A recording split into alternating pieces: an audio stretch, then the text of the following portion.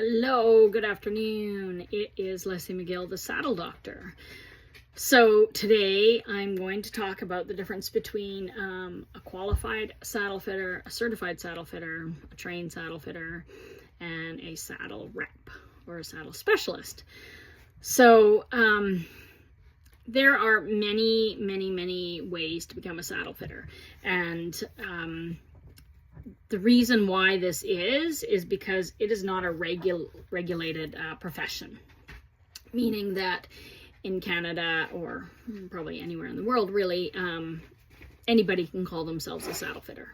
And unless you, the general public, ask them what their qualifications are or their certifications are or their training, they can just tell you they're a saddle fitter. Now, what is a saddle fitter? A saddle fitter is a person who can analyze conformation, anatomy, movement, biomechanics, anatomy, saddle construction, saddle shape, saddle fitting. We're highly trained in lots of aspects of the saddle fitting, not just the saddles, okay? So my personal training started when I was in New Zealand, and I wanted to learn to be a saddler, first of all. And a saddler is a person who can make saddlery items, like make leather goods and repairs and things like that. And then a saddle maker is a person who can make a saddle from scratch. So I was trained to do, like I could make a bridle, and I could repair saddles and make new billets. And also I did leather and canvas. So we made a lot of canvas items in the place I was trained, and prepping leather for making all sorts of leather goods and straps and bridle replacement parts and bridles and things like that. So that's how I started. I was working in a tack store, and that's what I wanted to do. And then the very awesome man I worked for, he had already started his journey down becoming a saddle fitter, basically because the area lacked somebody in that. So he was self-taught to a degree. He was a third generation saddler, but he was self-taught on the saddle fitting thing. And of course, being a rider, I was fascinated by that. So I said, hey, I want to learn that too. So then I was going out, and we figured out like his background in the saddlery stuff and my background in the riding, and put us together, and we were really a really great force. And then we had a Society of Master Saddlers qualified saddle fitter moved to New Zealand, and she wanted us to sell her saddles that she brought over with her. And so she'd contacted my boss and told him this, and he was like, well, you know, I may not stay in this, but Leslie is here, and they were like, oh, okay, well, we'll meet her. So we all met up, and of course I was like, oh my gosh, there's this whole qualification. This is sort of, you know, we could Google stuff, but it certainly wasn't as common to know. We weren't super up on finding out all this stuff. So this lady introduced me to the Society of Master Saddlers, which is based in the UK, and it is one of the biggest qualified saddle fitter courses training that you can do in the world, and it is an internationally renowned qualification.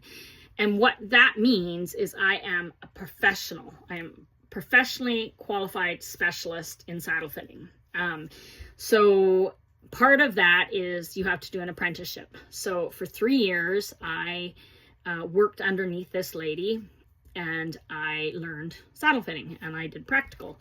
And I did, at the same time, I was doing the saddlery apprenticeship as well. So I was sewing and doing the saddle fitting stuff. And it fascinated me, and I loved it. So when I finished all that, and I worked in New Zealand for many years, and then we moved back here, I then went to the UK to do my exams. And it's basically like a week long of in-person class sessions on anatomy, biomechanics, leather products, trees,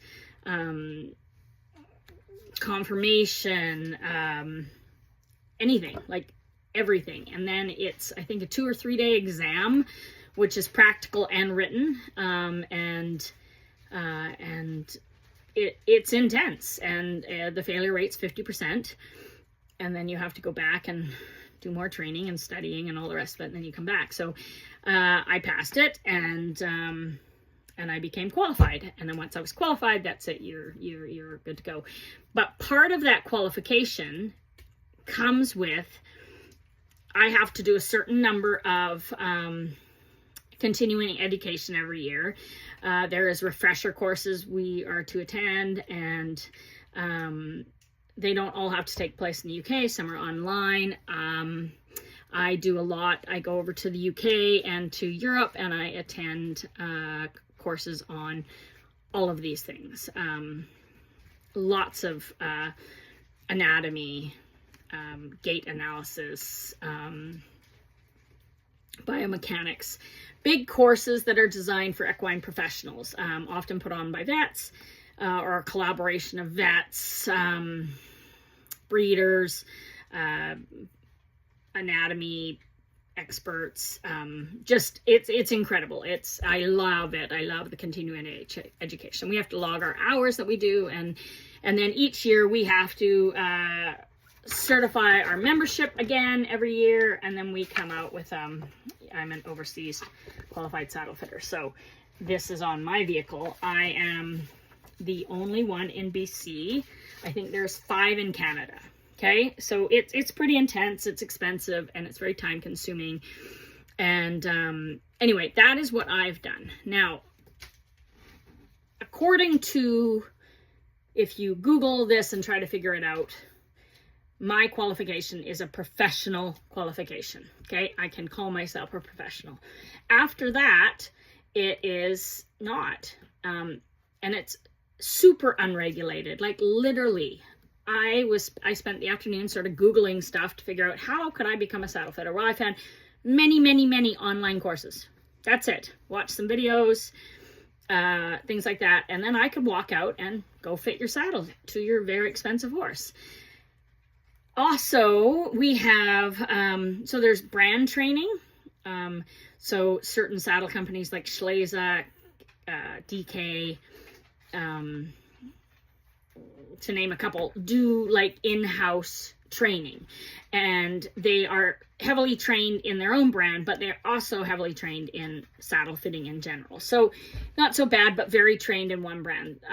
My SMS one is in all brands, basically all made in the UK. So Wolflock saddles on either wooden steel spring trees or, you know, a lot of the synthetic trees out there now. Wool foam, and things like that. So, so then we have, those are the brand trained. They are certified, or, you know, they get a certificate of completion. They're not qualified. It's a different thing. And some people could call it qualified, I guess. But anyway, you get my gist. Again, not regulated. So then there's a lot of other courses. Like we have a North American branch of the Society of Master Saddlers, but you still have to go take your exams overseas, and they do a lot of training. There's a European one. There is another course. It's the Master Saddlers course in the UK, which is another really fantastic one, and we have a fantastic Master Saddler qualified fitter in BC.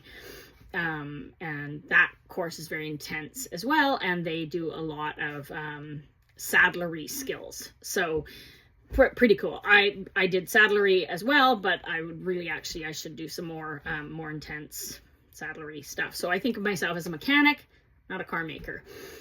Then we have saddle reps or saddle brand specialists, and those are the people that help facilitate sales of saddles. So they are an expert in their brand, the selection of what you can get, your flaps, your seats, your panels, things like that. They facilitate a sale in a brand of a saddle. They don't manipulate the saddle in any way. They place orders, and that's what they're doing. So they don't have the saddlery background. And in a lot of our saddle courses now, you have to be able to do basic repairs like girth billets and flocking and stuff like that. It's part of being a saddle fitter, right? We're fitting saddles. So a saddle rep, representing a brand, a saddle sales specialist, that's what they're doing. They are there to sell you a saddle, and they know how to place the orders. They should have an intimate relationship with the brand and the options that come with those brands. So they are trying to sell you a saddle. They are not coming to tell you, hey, your saddle doesn't fit.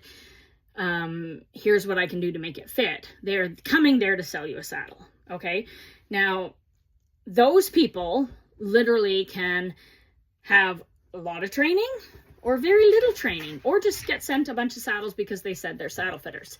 So again, not regulated, but you know, that's up to you if you want to trust that process. I actually work with a lot of barns who use saddle reps to look at saddles. So most of our French brands, CWD, Antares, Devaku, Shieldrick, Butte, those brands have saddle sales specialists or saddle reps, okay? Because those are not flock saddles. Those are not saddles that they adjust. Those are saddles they order. So I often work with barns who work with those people to come in and make sure that the saddle that they're getting made for their horse is going to fit their horse, because they still want that brand, and that's great, but you want to make sure it fits and it is the right option for this horse, because conformationally, you want to be able to get a saddle that fits these horses that are not your average shape and stuff. And a lot of the trees that come in those brands are in mediums. So it gets kind of stressful. But anyway, those are options that are available to you. I am quote unquote independent, meaning that I do not work for a saddle brand. Yes, I own my own saddle brand, but I do not work for a company. So that is another really good thing. I can independently come and assess saddles. I can work with other saddle fitters. I work with vets. I've worked with lawyers. I've come and mediated bad saddle fitting and written letters for court, things like that, because saddles can damage horses quite badly. So there are, you know, any type of course should have a practical portion, say an online portion or an in-classroom portion. There should be a lot of hands-on, and there should be training under somebody. Like, it is so important. The saddle fitting is complicated. It's an art, it's a science, it's a trade. There are so many things in it. And, you know, I've been doing this 25 years, and I find myself circling back to old methods, new methods.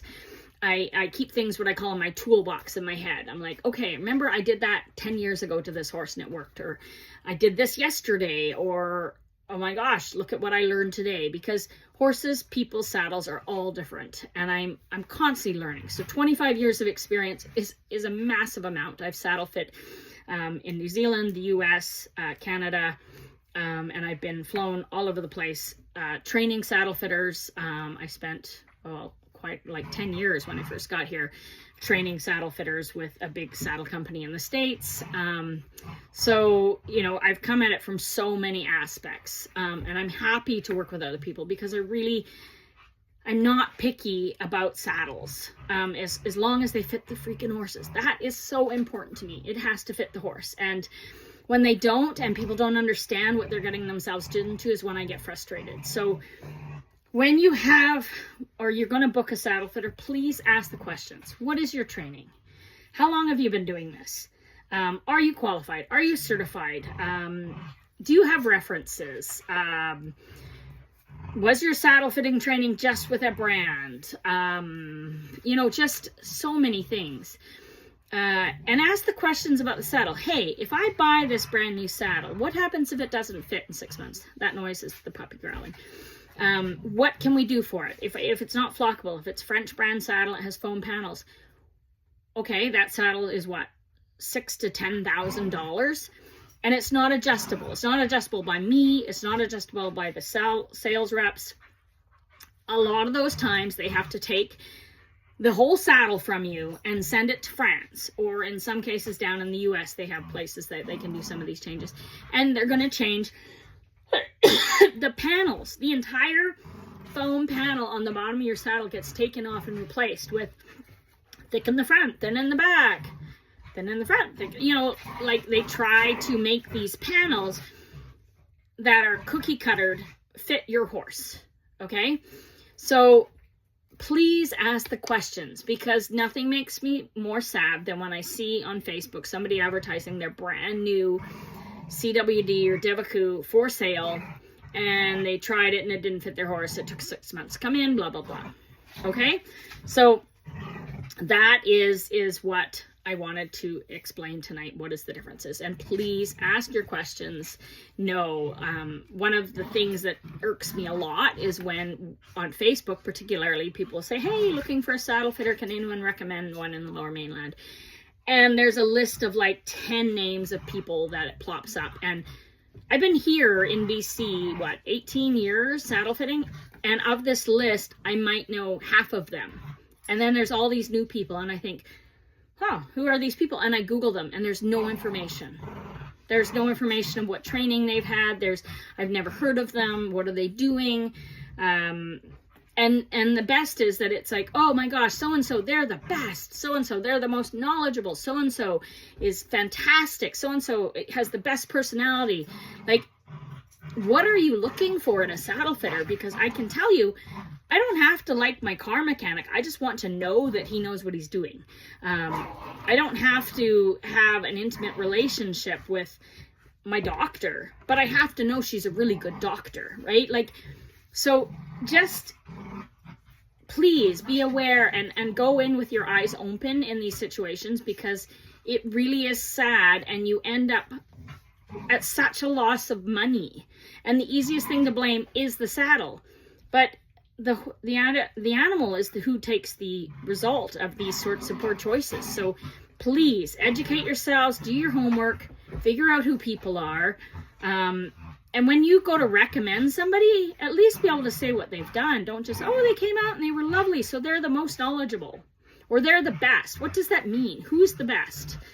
Is it a contest? Because I love contests, but it's not about that. It's not about who has the best personality, honest to God. I know some people love me, some people don't, and that is totally fine. But I'm good at my job, and I will stand with that. And there are lots of people that are good at their jobs, but I just want you guys to be aware of that. It's just like horse trainers. There is qualifications and there is no qualifications, and you really need to know what you're getting into since it is not regulated.